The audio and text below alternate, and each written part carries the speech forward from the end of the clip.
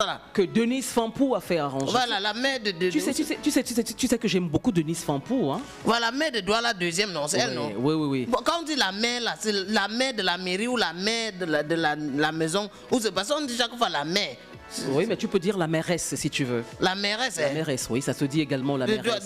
De Douala deuxième. Bah, tu peux dire Madame le maire, tu peux dire la mairesse, tu peux dire Madame le maire de la commune d'arrondissement de Douala deuxième. Ouais, il fallait dire les choses comme ça parce que tu sais que mon cerveau, j'ai une mémoire volatile, ça perd son contenu quand la famille me maltraite. Tu mens.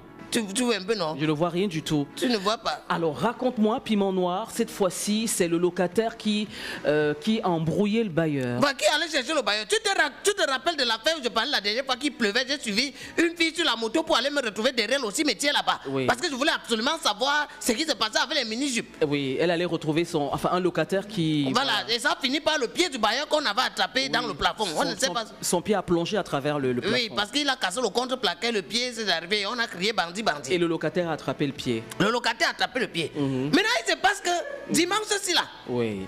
Dimanche-ci, le locataire, et on avait tout arrangé très bien jusqu'à réparer même le plafond. Oui. Au frais de qui? Qui c'est qui a fait réparer? Moi, je ne sais pas, je n'étais pas au courant des autres. Quand les choses se passent bien, ça ne m'intéresse pas. C'est quand ça se passe mal que moi, ça m'intéresse beaucoup. Oui. Tu sais que tout ce qui est bien ne m'intéresse pas. C'est comme si ce n'est pas intéressant. Oui. Tu vois un peu? Si Denise Fampou n'avait pas arrangé, si elle avait plutôt détruit le cimetière, c'est que j'ai déjà bavardé ici jusqu'à... Mais comme elle a arrangé là, tu vois, je ne parle pas trop de ça. Oui. Ça veut dire parce que c'est ce qui est bien. Oui. Tu vois? Oui. On a réparé le plafond, on a tout fait. Maintenant, hier, dimanche, apparemment, le locataire, il avait un rencard. Oui. Et il voulait préparer lui sa nourriture pour recevoir son rencard. Tu connais les petits réchauds à charbon? C'est même les réchauds à charbon, les fours à charbon. Oui, je connais, oui. Quand on fait en place dehors, c'est ça qu'on prépare la nourriture. Le barbecue. Le locataire en question était en train de préparer sa nourriture tranquillement. Oui. Hein? Il y avait le poulet sur ça. Oh là là. Voilà, il y avait le poulet sur ça. Oui. Tu te rends compte, il a placé le poulet comme s'il est couché dedans. Oui. Un moment, deux mouvements, il sent l'odeur qui montait et venait de la marmite. Là, il sent l'odeur disparaître au fur et à mesure. Il sent l'odeur, il met ses tentacules nasales comme ça là. Il tend ses tentacules nasales partout. Il ne sent plus les odeurs. Le gars, même le bruit qui sortait de la marmite, c'est-à-dire du bouillissement de la sauce, il n'entend plus ça. Oui. Il dit que mais qu'est-ce qui ne va pas? Le gars qui tend de sa chambre jusqu'à la porte, là, il sent de plus en plus que quelque chose de mauvais est en train de se préparer. Il a un mauvais pressentiment. Il a le mauvais pressentiment là. En envoyant le pied dehors, même la chaleur que la vapeur de la marmite voyait souvent quand la dernière fois qu'il est sorti, il ne sent pas la vapeur de la marmite là. Il dit que mais qu'est-ce qui se passe? Il prend son courage, il envoie la tête pour guetter devant la porte afin de constater que la marmite du poulet a disparu. Ça c'est le locataire. Il constate que la marmite du poulet a disparu. Le gars, il lime la machette. Il porte sa machette limée, il dit que ouais, qui peut me faire ça dans ces quartiers? Qui peut me faire ça? Et voilà un rencard comme ça là que le poulet, quelqu'un prépare le poulet, il pose devant sa porte, ça disparaît. Oui. Ça prend la poudre d'escampette. Moi je demande que la poudre d'escampette c'est quoi? La poudre d'escampette c'est quoi? Ah bah c'est la fuite, la débandade. Ah, la débandade. Oui, c'est la fuite. C'était la débandade totale. Oui. En fait, c'était pour dire que la marmite, c'est comme si quelqu'un était venu prendre une tangente sur son goïdal avec sa marmite de poulet. La marmite a mis les voiles. Voilà. Et du coup, lui, première réflexion, enquête vite fait de façon rapide. Oui. De façon rapide comme ça, enquête, il dit que non, il n'y a que le bailleur qui peut faire les choses comme ça. Je soupçonne le bailleur.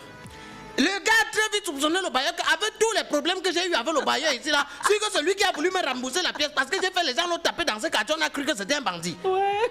Tu vois? Vu qu'on l'a tapé dans ma chambre, sûr que c'est le bailleur. Oui. Le gars lime la machette, il dit qu'il veut casser la maison du bailleur pour trouver le bailleur avec la marmite, puisque le bailleur est à l'intérieur fermé, il dit que non. Ici, là, on peut me prendre pour violation de domicile ou agression. Et le gars réfléchit. Il pense partout, il garde la machette. Le voilà qui porte l'échelle. Oui. Il monte sur le toit. Il part, il cible la chambre du bailleur avec un costaud caillou comme ça là.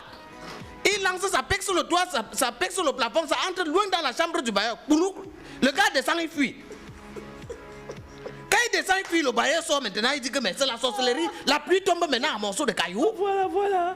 Qu'il ne comprend rien. C'est là où les enfants lui disent que c'est ton locataire là qui a lancé ça. Oui, c'est lui qui t'a jeté ce gros rocher. Voilà, et voilà, le bailleur est allé directement voir le chef de quartier Newbel. Comme il y a les chefferies traditionnelles là-bas. Toujours, oui. Il est allé voir le chef de quartier. Oui. Il se plaint sur le chef de quartier que vraiment, quand moi je vous dis, mon locataire là, je veux le chasser de chez moi. Oui. Je veux le chasser on ne sait pas quelle entente ils ont fait la dernière fois. Il dit que le locataire on a convoqué le locataire. Oui. Le locataire reste, il explique que demandez-lui où est passée ma mamie de poulet. Tout à fait.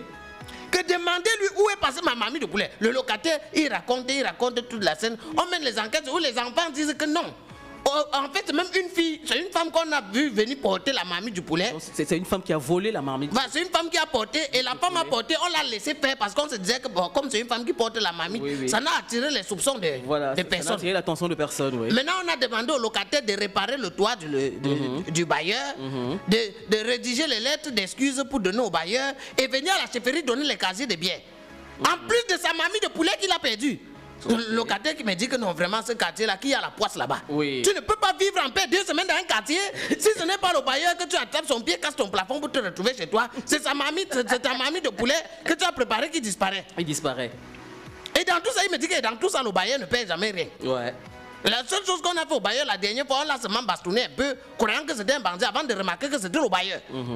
Mais cette affaire, vraiment. Oh là là. Non mais en fait, le bailleur et le locataire jouent au yo-yo en fait. C'est un jeu de ping-pong.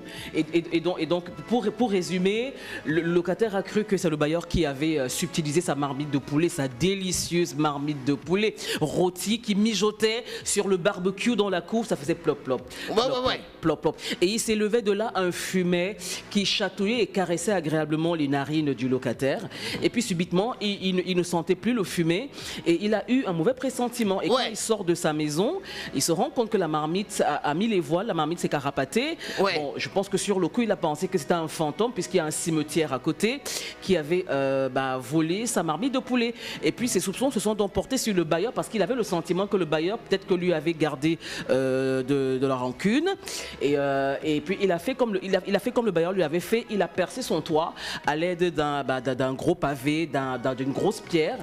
Et l'affaire s'est retrouvée devant le chef du quartier. Ouais, c'est devant le chef du quartier. Voilà. Quand on dit comme ça, c'est très grave de ce côté là-bas. Maintenant là, le bailleur et le locataire ils marchent en s'esquivant seulement. Tout ça a commencé comme ça à cause d'une femme. Oui. Que le bailleur voulait guetter pour voir la position qu'elle prend, pour voir si ce n'est pas les ramasses-cailloux, le marteau piqueur, le gamchet perpendiculaire, ou alors la position Choukmi Adai. Tu connais les positions Choukmi Adai? Non, je ne connais pas. Qu'est-ce que c'est que ce délire encore Si je vais t'expliquer, en fait, ce sont les choses qui ont attiré l'attention du bailleur la dernière fois, parce qu'ils sont dans les problèmes aujourd'hui comme ça. Parce que même quand le bailleur entendait leurs commentaires, ils parlaient des positions. Ils ont parlé même de la position du Saint-Jean Agrippé. La position du Saint-Jean Agrippé. Oh Seigneur. Non, vraiment, non, écoute, Piment Noir, va-t'en. Ok. Va-t'en. Bon, c'était la revue de la rétro de la semaine et du week-end avec les faits divers en prime. On continue avec Monsieur Piment Noir, s'il vous plaît, que vous retrouverez tous les jours du lundi au vendredi, en fin de journée, c'est bien ça? Ouais, presque pas sérieux. Oui, donc vous retrouvez Piment Noir avec son comparse. Avec son compère, Kokumbo. Oui, et l'ambassadeur Timbamboa. Oui, c'est à quelle heure déjà? 18h30. Oui, et jusqu'à 20h. Très bien, donc tu permets, enfin vous permettez tous les trois aux auditeurs de traverser les bouchons, ceux qui rentrent chez eux, de supporter les bouchons avec de l'humour, avec de la satire, parce qu'on soigne les mœurs par la satire et par l'humour. Mesdames et messieurs, je suis Pharaon Antéricis pour votre plus grand plaisir, je l'espère, donc je vous donne rendez-vous tous les jours, moi, de lundi à vendredi entre 10h et 12h pour On vous embarque. Et maintenant, je vous embarque à destination d'une autre rétro, cette fois musicale, avec